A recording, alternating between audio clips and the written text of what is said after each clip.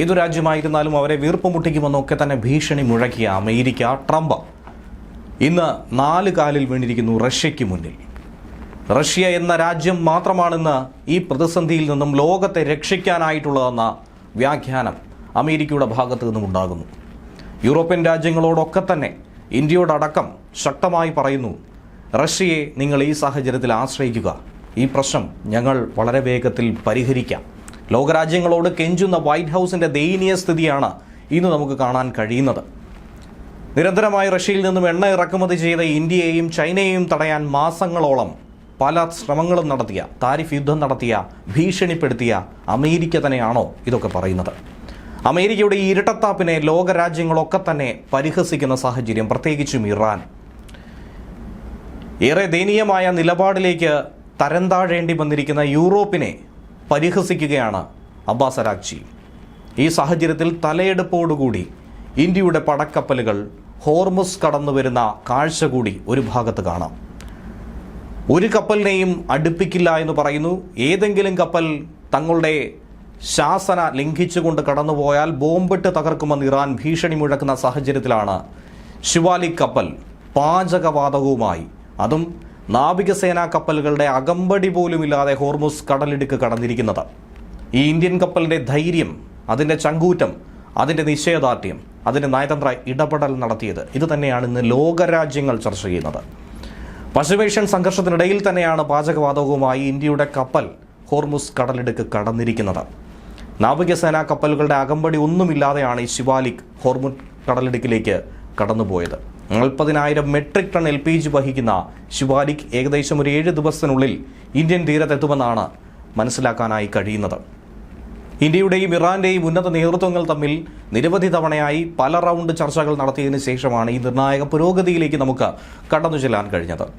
ഇറാനിലെ ബന്ദർ അബ്ബാസ് തുറമുഖത്ത് നിന്നും പുറപ്പെട്ട ശിവാലിക് കപ്പൽ മണിക്കൂറുകൾക്ക് മുൻപ് കടലിടുക്ക് ഭേദിച്ചുവെന്നാണ് മനസ്സിലാക്കാൻ കഴിയുന്നത്.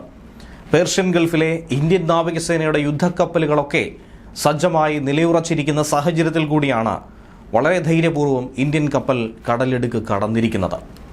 ക്രൂഡ് ഓയിലുമായി റഷ്യയിൽ നിന്നുള്ള 2 കപ്പലുകൾ ഹോർമുസ് കടലിടുക്ക് കടന്നുവെന്ന വാർത്ത പുറത്തു വന്നു. അവർക്ക് അകമ്പടി സേവിക്കുകയാണ് ഇന്ത്യയുടെ നാവികസേനയുടെ യുദ്ധക്കപ്പലുകൾ.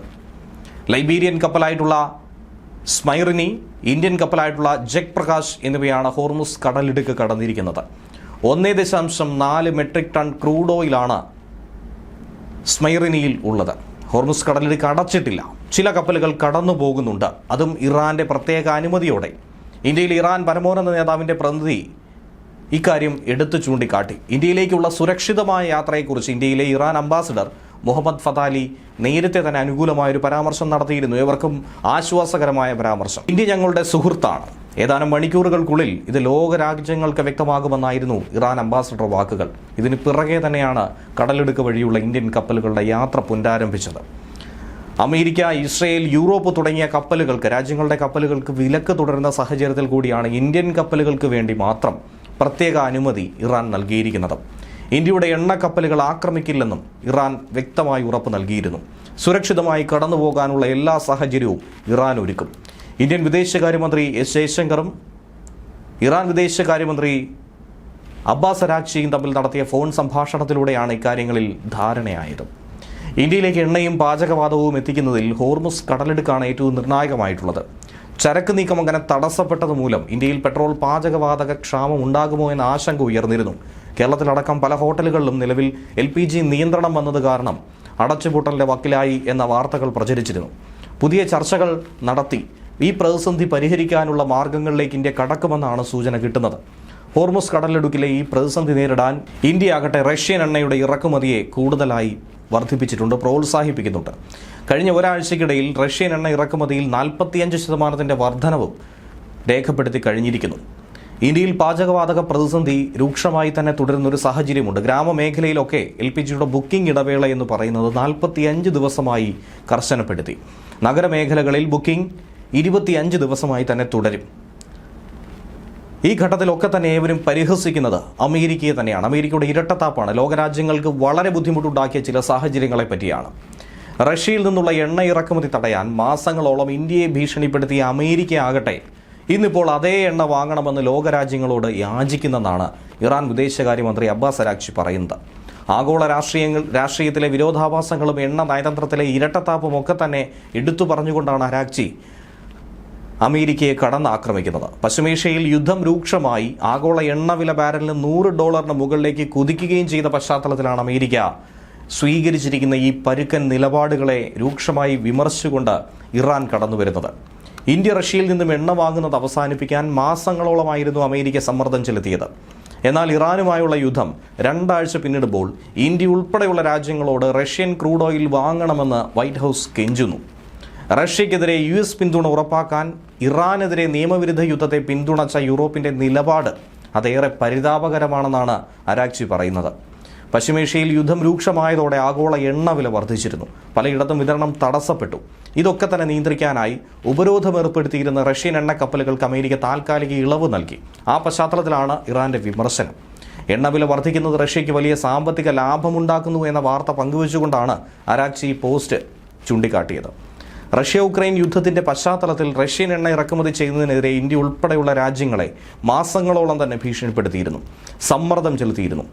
അങ്ങനെയുള്ള രാജ്യമായ അമേരിക്ക ഇപ്പോൾ ഇറാനുമായുള്ള യുദ്ധം 2 ആഴ്ച പിന്നിടുമ്പോൾ ലോകരാജ്യങ്ങളോട് റഷ്യൻ എണ്ണ വാങ്ങാൻ വൈറ്റ് ഹൗസ് രാജിക്കുന്നു എന്നാണ് അരാഗ്ചിയുടെ ആരോപണം. റഷ്യൻ എണ്ണക്കപ്പലുകൾക്ക് അമേരിക്ക ഇപ്പോൾ താൽക്കാലിക ഇളവ് അനുവദിച്ചത് ആഗോള വിപണിയിലെ എണ്ണക്ഷാമം പരിഹരിക്കാൻ കഴിഞ്ഞെങ്കിലും ഇത് ആത്യന്തികമായി റഷ്യയ്ക്ക് വലിയ സാമ്പത്തിക ലാഭമുണ്ടാക്കുന്നുവെന്നുള്ള വസ്തുതയുമുണ്ട്. പശ്ചിമേഷ്യൻ സംഘർഷത്തെ തുടർന്ന് ഹോർമുസ് കടലിടുക്ക് വഴിയുള്ള എണ്ണ നീക്കം തടസ്സപ്പെട്ടതോടെയാണ് വിപണിയിൽ വില കുതിച്ചുയർന്നത്. ഈ പ്രതിസന്ധിയെ മറികടക്കണമെങ്കിൽ നിലവിൽ ഉപരോധ പട്ടികയിലുള്ള റഷ്യൻ എണ്ണക്കപ്പലുകൾക്ക് 30 ദിവസത്തെ താൽക്കാലിക ഇളവ് അമേരിക്ക നൽകേണ്ടി വരും. അങ്ങനെയാണ് അത് പ്രഖ്യാപിച്ചത്. ട്രംപ് ഭരണകൂടം വ്യാഴാഴ്ച പുറപ്പെടുവിച്ച ഈ ഉത്തരവ് പ്രകാരം കടലിൽ കുടുങ്ങിക്കിടക്കുന്ന റഷ്യൻ എണ്ണക്കപ്പലുകൾക്ക് വിവിധ രാജ്യങ്ങളിലേക്ക്, ഇന്ത്യ അടക്കമുള്ള രാജ്യങ്ങളിലേക്ക് അവരുടെ ചരക്കെത്തിക്കാനായി കഴിയും. ഏപ്രിൽ 11 വരെയാണ് ഈ ഇളവ് പ്രാബല്യത്തിലുള്ളത്. എണ്ണവില നിയന്ത്രിക്കാനായി ഇന്ത്യക്കും റഷ്യൻ എണ്ണ വാങ്ങാൻ അമേരിക്ക പ്രത്യേക അനുമതി കൊടുത്തു. മേഖലയിൽ യുദ്ധം നടക്കുന്നെങ്കിൽ പോലും ഹോർമുസ് കടലിടുക്കിലൂടെയുള്ള ഇന്ത്യൻ കപ്പലുകളുടെ യാത്രയ്ക്കുള്ള തടസ്സവും ഇറാൻ ഒഴിവാക്കിയിട്ടുണ്ട്. ഇന്ത്യയിലേക്കുള്ള 2 LPG കപ്പലുകൾക്ക് അതുകൊണ്ടാണ് ഇറാൻ സുരക്ഷിത പാത ഒരുക്കിയത്. ഇന്ത്യയും ഇറാനും തമ്മിലുള്ള ദീർഘകാല സൗഹൃദം പരിഗണിച്ചുകൊണ്ടാണ് ഈ തീരുമാനം. ഇന്ത്യയിലെ ഇറാൻ അംബാസഡറായിട്ടുള്ള മുഹമ്മദ് ഫത്താലി ഇക്കാര്യം എടുത്തു പറഞ്ഞതുകൂടിയാണ്. ഇന്ത്യയും ഇറാനും ഒരേ താൽപ്പര്യങ്ങൾ കൈകൊള്ളുന്നുവെന്നാണ് ഫത്താലി പറയുന്നത്. സഹകരണവും സുഹൃത്ത് ബന്ധവും വഴി ഉടലെടുക്കപ്പെട്ട ഒരു ബന്ധമാണ് ഇറാൻ ഇന്ത്യ ബന്ധം. യുദ്ധം ആരംഭിച്ചതിന് ശേഷം ഇന്ത്യ പല രീതിയിൽ ഇറാനെ സഹായിച്ചിട്ടുണ്ടെന്നും ഫത്താലി പറയുന്നു. ഇന്ത്യയും ഇറാനും തമ്മിലുള്ളത് പൊതുവായ താൽപ്പര്യങ്ങളും ചരിത്രപരമായ ബന്ധവുമാണ്. തന്ത്രപ്രധാനമായിട്ടുള്ള ഈ കടലിടുക്കിലൂടെ 2 കപ്പലുകൾക്ക് 2-3 മണിക്കൂറിനുള്ളിൽ സുരക്ഷിതമായി കടന്നു പോകാനുള്ള സൗകര്യമടക്കം ഇറാൻ ഉറപ്പാക്കി കഴിഞ്ഞു.